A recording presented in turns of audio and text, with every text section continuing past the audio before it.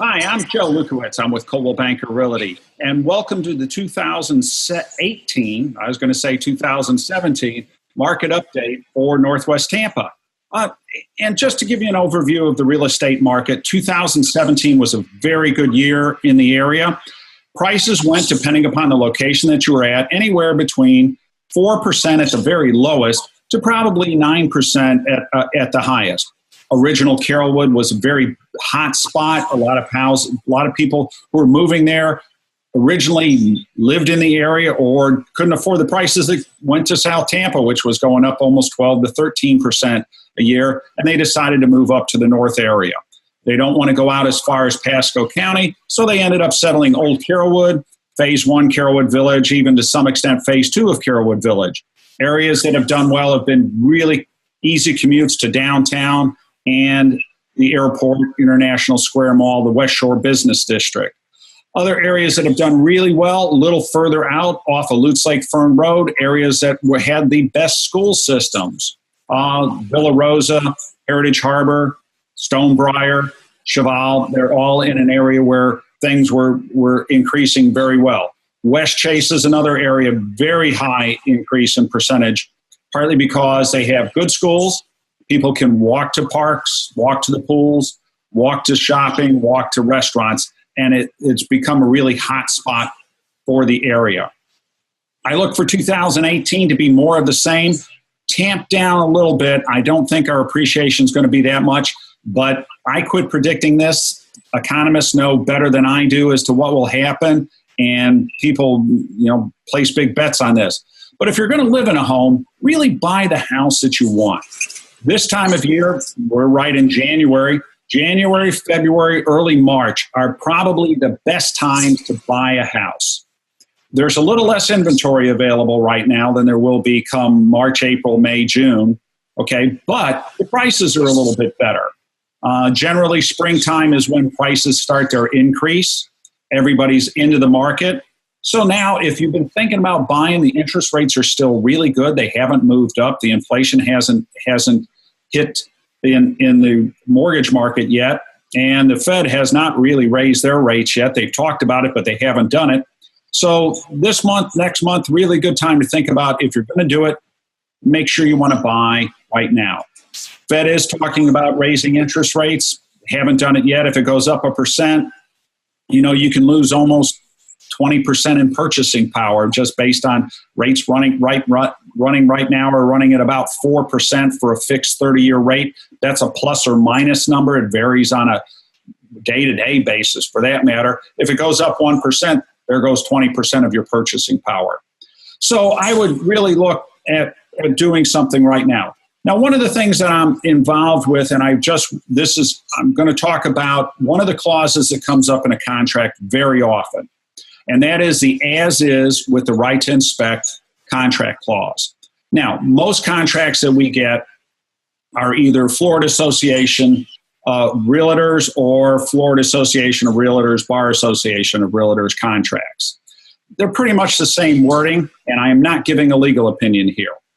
The two kinds of contracts are, one is that the seller will do a certain percentage of repairs or a certain dollar amount of repairs to repair any non-working items. In other words, the water heater's got to work, the air conditioner's got to work, the doors have to work, the windows have to move up and down, no structural items, and no active roof leaks. The other part of that, if you're in that same contract, the other part of that clause is the seller will pay a certain percentage to repair wood-destroying organisms, including wood rot and or termite damage. And then the third part of that is the seller will help and pay a certain percentage to cure any permits. I'm surprised at how many people have gotten a house that they put a roof on and their contractor did not file a permit, did not finish filing the permit. And if you have an expired permit for a roof that's, say, 3 or 4 years out of date, you've got to hire an engineering firm and you've got to have it redone. And that's a cost of about $1,000 to get that roof permit.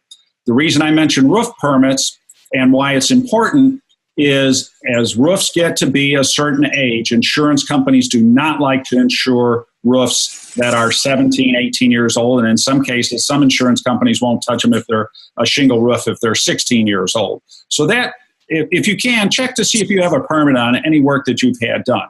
The same may apply to air conditioners. Now, getting back into this as-is with the right to inspect. The as-is clause gives a certain amount of days for the buyer to inspect the property.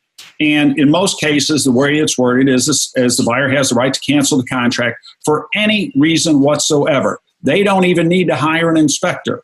A lot of people selling their homes do not realize this. They don't realize that the buyer gets his money back. Let's say they put a $5,000 or a $10,000 deposit. They don't like the house. They don't like the house because they changed their mind. They can get their money back within that amount of time. Okay, so that's number one. And I tell everybody who's selling, you've got to wait till after the home inspection to really start packing. You know, that and one other issue are our biggest problems. Now, what happens if a home is inspected, passes the inspection, and then something happens?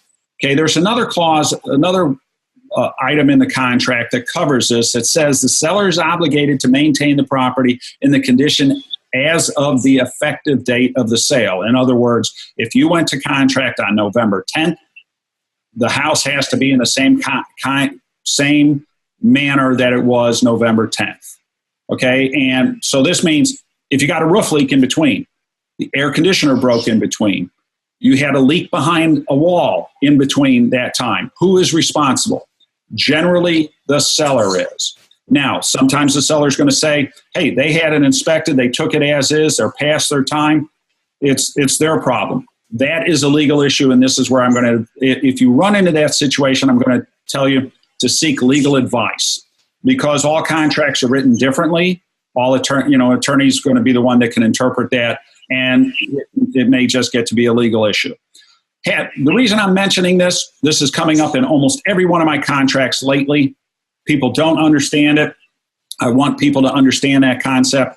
And if you have a question about it, feel free to call me. I won't give you a legal opinion, but I'll be able to help you along the lines.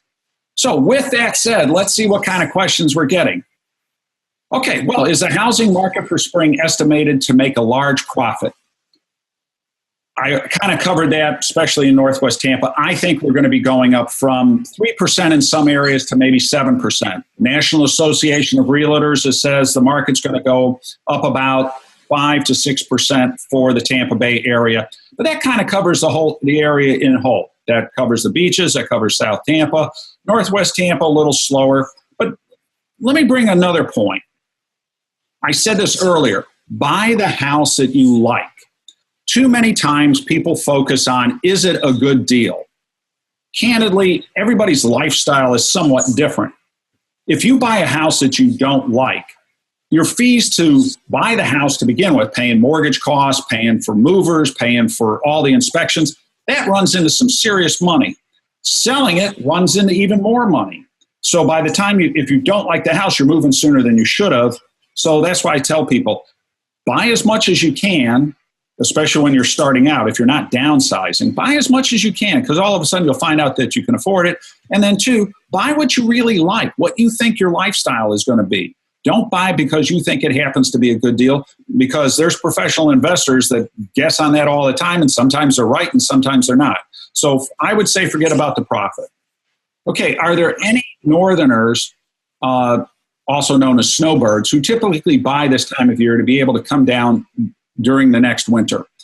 That is what happens in some of our markets at this time of year, especially the beach, places like Naples, Sarasota, Venice.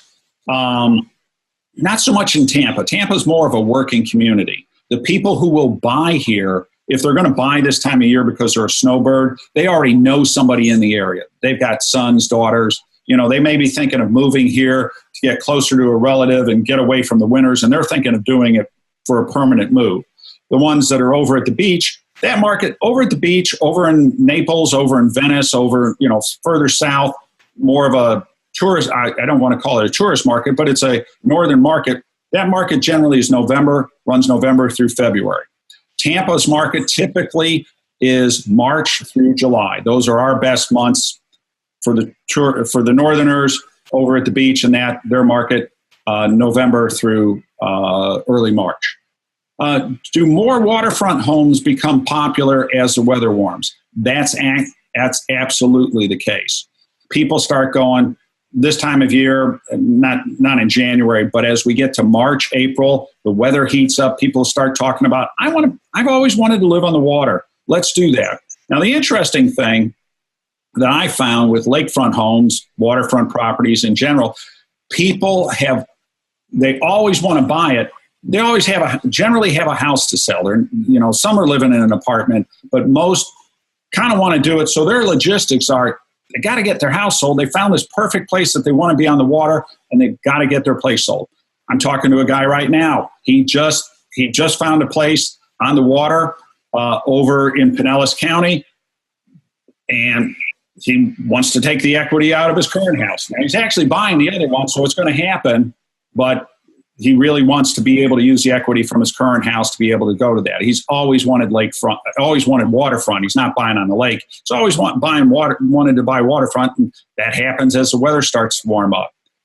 So what is the demographic that buys more during the spring season? Again, it depends on the market. Let's talk Northwest Tampa. Northwest Tampa, the spring season market, are people that they're both. It's actually a broad area. But the ones who started out are either people being relocated into the area. They got transferred. Their relocation trips happen around February, early March. They get to look at the properties. The parents then are saying, I've got kids in school. I don't want to get them relocated until the beginning of June, maybe July. And as we get to the end of July, they're starting to panic and going, I've got to get them settled into school. And that's one reason that May, June, July, the market is really strong, because people are doing what they got to do.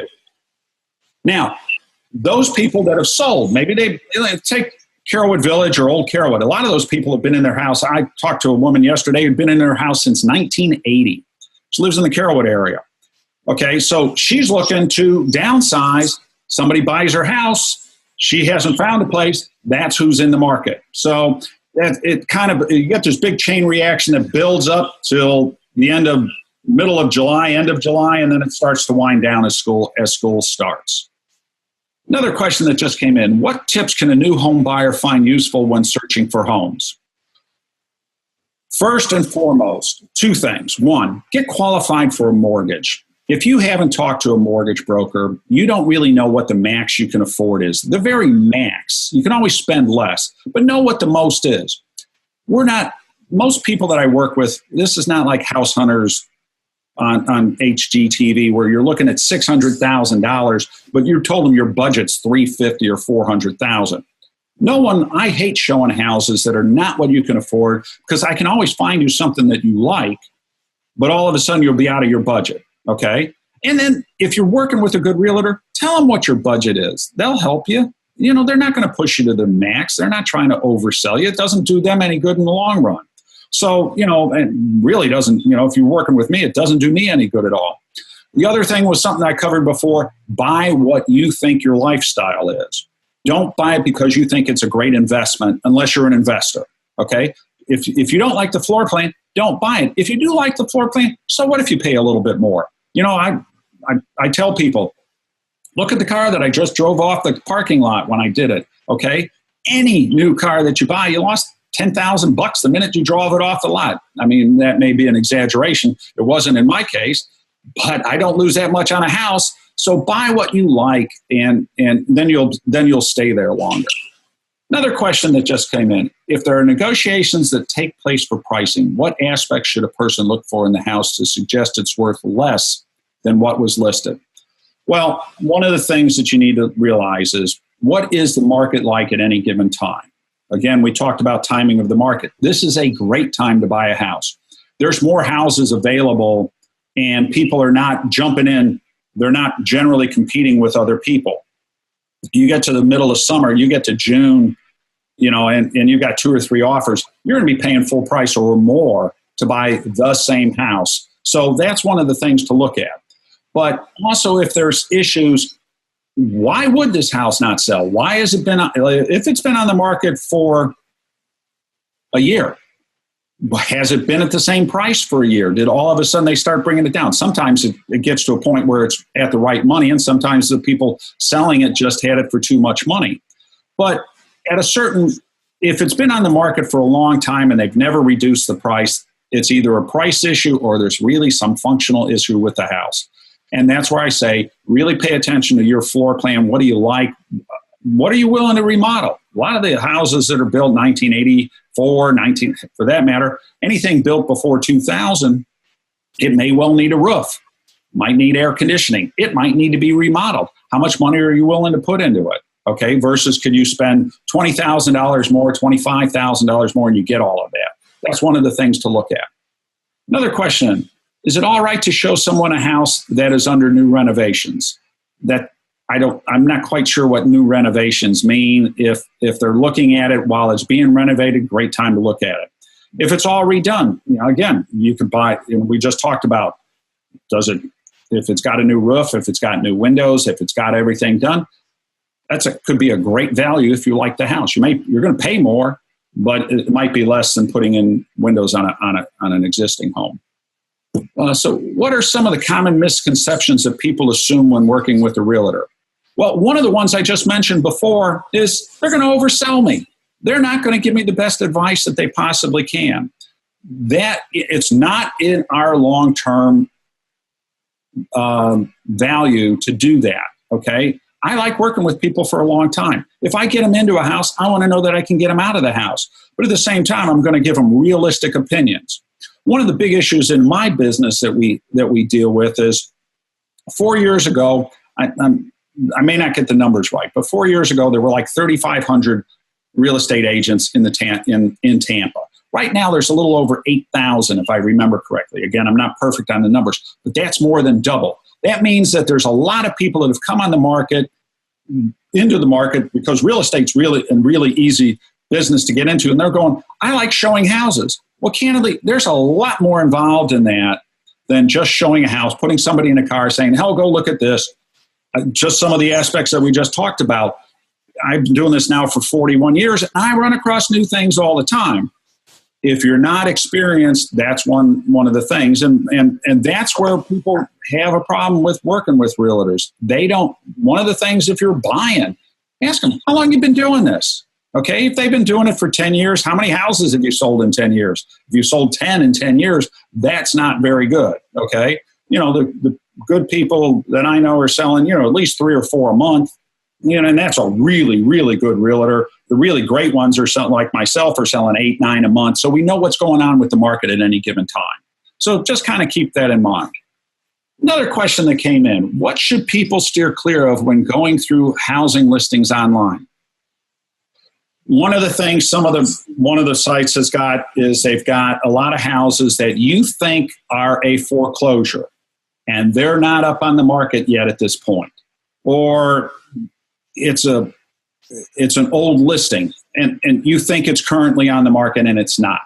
Certain sites that I like, I happen to like Realtor.com. I like my own companies, which is COLDWELL-BANKER.com.